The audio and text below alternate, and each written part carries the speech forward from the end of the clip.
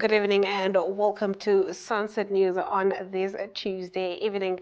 As usual, we bring you news, community stories, economics, weather, sports, and so much more. I'm your host, Glenora Shipura. Starting us off in the news tonight, yesterday during the commemoration of Kasinga Day, held under the theme 48 Years of Honor and Sacrifice Inspiring the Future, President Netumbo Nandi-Ndaitwah reflected on one of the most tragic moments in Namibia's liberation history. She recalled the devastating bombing of Kasinga, which took place in the early morning hours as residents gathered for roll call and prepared for daily activities such as fetching water, collecting firewood, and cooking. The president described how the laughter of children was abruptly silenced by gunfire and bombs as innocent civilians, many of them children, became victims of what she termed a brutal and calculated attack carried out by the apartheid South African regime deep inside Angolan territory. She emphasized that the attack not only violated Angola's territorial integrity, but also international norms and remains a defining moment in Namibia's liberation struggle. According to Nandi-Ndaitwah, the event of Kasinga left a permanent mark on the conscience of the nation and continued to serve as a reminder of the sacrifices made for independence. In our next story, Urban and Rural Development Minister James Sankwasa has officially announced Arivuta Kayoka as the new Hompa of the Griqu Traditional Authority. The appointment brings to an end a 7-year succession dispute that followed the death of Hompa Cassin Shiyambi in 2019. The decision comes after a January 2026 ruling by the High Court, which set aside the 2023 designation of Marahuli Mashika and referred the matter back for reconsideration, paving the way for a renewed consultation process. Sankwasa said the final decision was reached following extensive consultations with both disputing factions in line with customs and traditions of the Griqu Traditional Authority. Let's have a look. On the basis of this, my office approves Kayoka as the new chief of the Republic.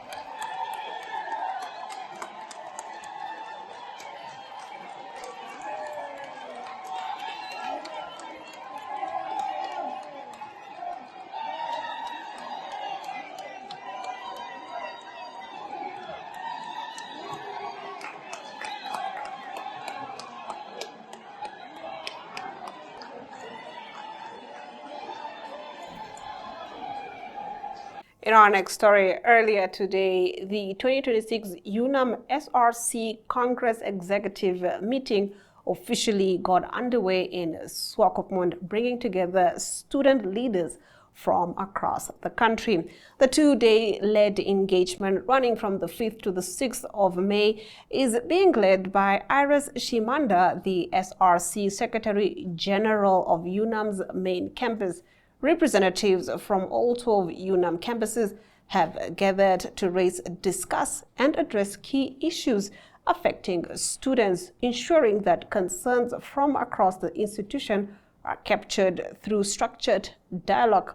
The Congress serves as a platform for student leadership to engage on governance, welfare, and academic matters while strengthening representation and collaboration across campuses. Let's have a look. Good evening, everyone. My name is Iris Shimanda, the SRC Secretary General at the University of Namibia main campus. Today we are gathered to celebrate or commemorate actually for the first Congress seating of the SRC, the Student Representative Council. We have 12 campuses across the board, and basically what happens at Congress is that all these campuses come together and we basically caucus and speak about all the issues at the various campuses, which are then presented to our Congress executives, which are the Congress SRC President, the Congress Secretary General, Congress Deputy President, Congress Finance, Congress Speaker, and Congress Academic Affairs. They then take these issues and we then deliberate on the best way to then represent our constituents and ensure that all students across the board are well represented and properly taken care of. So this is our first seating for the year, and it will happen from today, the 5th of May 2026, until tomorrow, the 6th of May 2026, and we hope that it will be very fruitful, accountable, and progressive. Moving on, Namibia has firmly pushed back against international calls to expand legal protection for LGBTQ individuals during its appearance before the Universal Periodic Review in Geneva.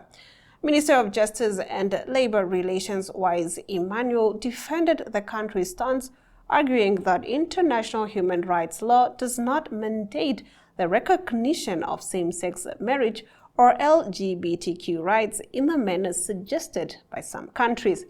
Namibia is among 15 nations currently under review, with countries including Belgium, the United Kingdom, Austria, and Australia urging reforms such as anti-discrimination legislation, improved reporting systems, and amendments to existing laws. However, Emmanuel rejected these recommendations, describing them as externally driven and cautioning against what he called attempts to impose foreign policy positions on sovereign nations.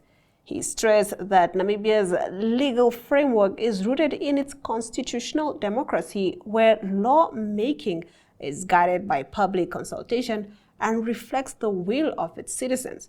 While acknowledging principles of dignity, equality, and non-discrimination, Emmanuel maintained that these can be upheld without fundamentally altering the country's cultural and legal foundations. He further clarified that Namibia's 2024 Supreme Court ruling does not legalize same-sex marriage domestically, but only recognizes such unions conducted outside the country for immigration purposes. That concludes our top stories. We will be right back with Community Story on the other side of this. Getting into our community news, youth urged to embrace commercial farming. At a youth forum held earlier today in Oshana region, Deputy Minister of Agriculture, Fisheries, Water and Land Reform, Ruth Maseke, called on young farmers to transition from subsistence to commercial agriculture. She encouraged youth to take initiative and fully utilize opportunities within the sector, particularly in areas such as aquaculture.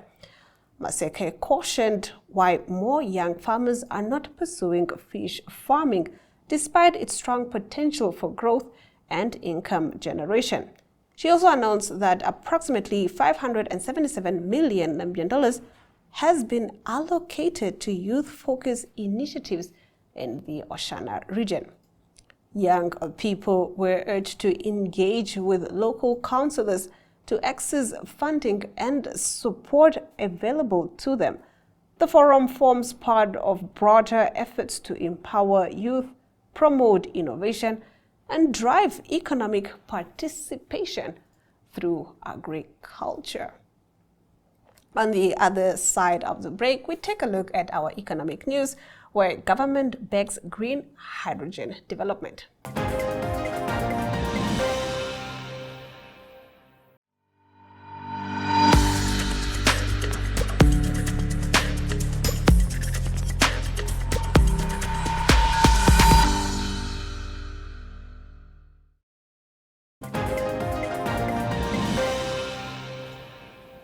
In our economic news, government backs green hydrogen development.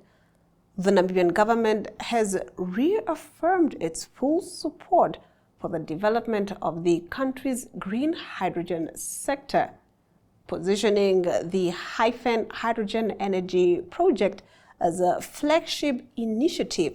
Speaking following a side visit near Luderitz, Vice President Lucia Witbooi said the project is being developed under Namibian law and aligned with national development priorities. She emphasized that the initiative is structured to be transparent, sustainable, and inclusive, ensuring economic growth does not come at the expense of environmental protection or cultural heritage. The project is expected to play a key role in advancing large-scale green industrialization in the Karas region. Let's have a look at the following video. Director of Ceremonies, the government of the Republic of Namibia fully supports the development of the green hydrogen sector and the Hyphen project as the flagship project and strategic catalyst within the sector. This project is being developed within the framework of our Namibian laws under a transparent and structured agreement with the government and in full alignment with Namibia's national development priorities. The development we are pursuing here is designed to be responsible, sustainable, and inclusive, ensuring that economic progress does not come at the expense of protecting our natural environment or our cultural heritage. The success of this project will ultimately be measured not only in megawatts or export venues, but in the lives it changes. I am pleased by the work being done in this sector to drive participation by Namibians through skills development, enterprise and supplier development, and local content participation. This project is designed with the local community in mind, aimed at creating job opportunities, supporting local small and medium enterprises, and cultivating a workforce ready for the new green economy. We now take a look at our financial indicators. The Namibian dollar trades against the British pound at 22.72, against the euro at 19.64, against the US dollar at 16.79. 2 Namibian dollars and 46 cents gets you 1 Chinese yuan. On the commodities market, gold, copper, and platinum went up, while Brent crude oil went down. Brent crude oil trading at 2.75%, going for $115.60 per barrel. On the other side of the break, we get into our international news. Do stay with Sunset News. Namibia is a land of movement, with waves that never stop reaching forward. Here, adventure is not something we search for. It is something we are born into. In every corner of this country, creativity rises, from artists, from athletes, from dreamers. And when the world comes to explore Namibia, they discover something extraordinary. Because when sport moves people, creativity moves ideas, and tourism moves the world toward us, something powerful happens. A platform where movement meets imagination, where industries connect, where opportunity grows, where Namibia's next chapter begins. Welcome to the Creative Sport Tourism Expo. Exhibit, partner, experience. Creative Sport Tourism.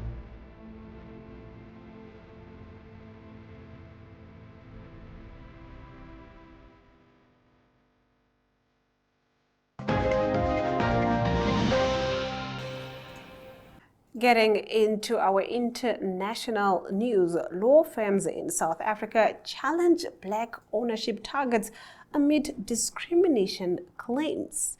4 leading South African law firms are taking the government to court over new black employment and ownership targets, arguing that the measures are unrealistic, legally questionable, and potentially harmful to the structure of the legal profession. The firms Dennis Reeds, now part of Norton Rose Fulbright, Weber, Wenzel, Werksman, and Bowmans, are challenging amendments introduced in late 2024 under the Broad-Based Black Economic Empowerment Legal Sector Code.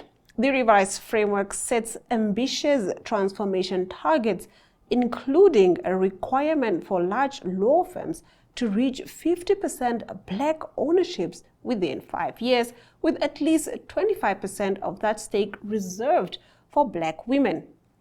According to the applicants, the targets go beyond what is practically achievable in the current economic and professional environment and may undermine competitiveness, investment confidence, and the sustainability of large commercial law practices.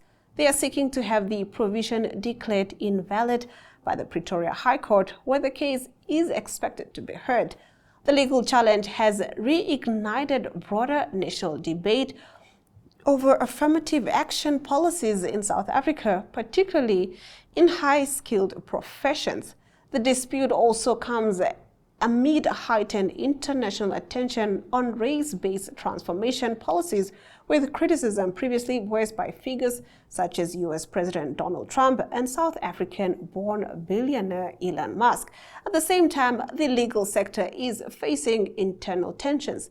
Several black lawyers have raised allegations of ongoing workplace discrimination, including unequal access to high-value work, slower promotion pathways, and disparities in workplace treatment and opportunities. These concerns have added further complexity to the debate, highlighting the gap between policy targets and lived professional experiences.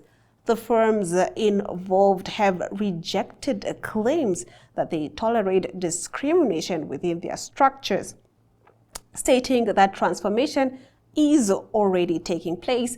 They point to a steady increase in the number of black partners and senior professionals as evidence of progress within the industry. Government officials, meanwhile, have defended the legal sector code, arguing that it remains a necessary instrument to address entrenched historical inequality in South Africa's legal system and broader economy. Black Lawyers Association President Nkosana Mundvendlela has also weighed in, stressing the importance of transformation in the sector. He has argued that the legal sector code plays a critical role in safeguarding meaningful change within the profession and ensuring greater representation across all levels of the judiciary and legal practice.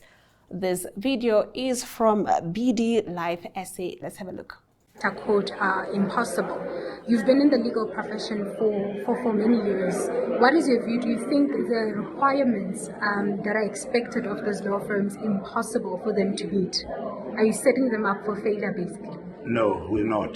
The codes have been discussed ad nauseum within the legal profession, and every stakeholder has been engaged by the LPC when the whole legal sector codes were developed.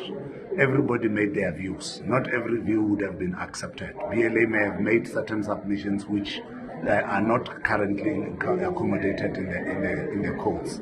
Therefore, the fact that some of their views may not be reflected in those codes does not make the codes themselves illegal or unacceptable.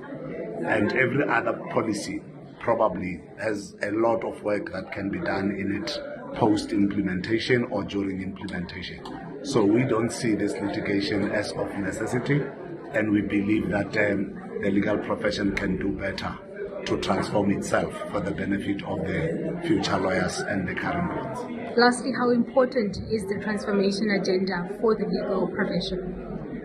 It's extremely important. Remember, the legal profession is a feeder for the judiciary. So the less transformed the legal profession, the more disempowered the judiciary can easily be, because transformation in the legal fraternity includes the briefing patterns which must be empowering to members of the legal profession, and it must give them all the experience that they can source, and as they source that experience, they will be then ready for any role that they may be appointed to carry out. So that transformation includes the distribution of work, it includes the distribution of quality work, it includes equal distribution to all those that are coming in and those that have been there in the profession for some time. We now take a look at the weather predictions for tomorrow. The capital city can expect a minimum of 4 degrees Celsius and a maximum of 18 degrees Celsius, while Katima Mulilo can expect a minimum of 18 degrees Celsius and a maximum of 30 degrees Celsius with sunny weather conditions. Henties Bay can expect a minimum of 13 degrees Celsius and a maximum of 18 degrees Celsius, while Walvis Bay can expect a minimum of 14 degrees Celsius and a maximum of 22 degrees Celsius with sunny weather conditions, while Adams Bay can expect some showers, and Oranjemund also expecting some showers with a minimum of 13 degrees Celsius and a maximum of 19 degrees Celsius. On the other side of the break, we get into the sports news.